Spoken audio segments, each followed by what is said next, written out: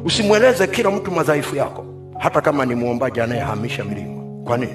Kuna watu wengine ni wazuri kuomba lakini hawajui kutunza siri. Usiwaambie hao, kwa sababu itatoka mjini madhaifu yako yote. Kwa kisingizio anawaambia wenzake, jamani tumuombe fulani. Na saa nyingine hata ile break hana, anaingiza kwenye message. Hii ni ya kwako tu. Ni ya kwako vipi? Imeingia kwenye simu. Kasome Biblia yako, inasema Yesu akachukua wanafunzi wake akawaambia, kaeni hapa.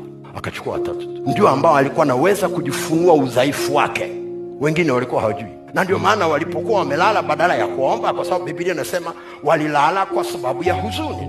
Kwa nini? Kwa sababu hali ile ile ambayo Mungu aliweka kwa Yesu apewe signal kwamba huko unakoelekea udhaifu ulioko kwenye mwili ambao unakuletea shida, utaleta matatizo, Mungu anaweka ishara hiyo hiyo kwa waombaji ambao wanakuombea, watapata ishara hiyo hiyo. Yesu alisikia huzuni na wakina Petro wakasikia huzuni. Ile tatizo ni kwamba Yesu akaomba, wakina Petro wakalala. Ni vizuri kuwashirikisha watu ambao unajua wanaweza wakaomba, wakakubeba, lakini pia wakapata nafasi ya kuwa wepesi kutunza siri za kwako. Haya ni mambo mazito unahitaji kuyafahamu. Hata kama unasikia kitu, lazima uwe mwangalifu sana, kwa sababu udhaifu ni lango kubwa sana ambalo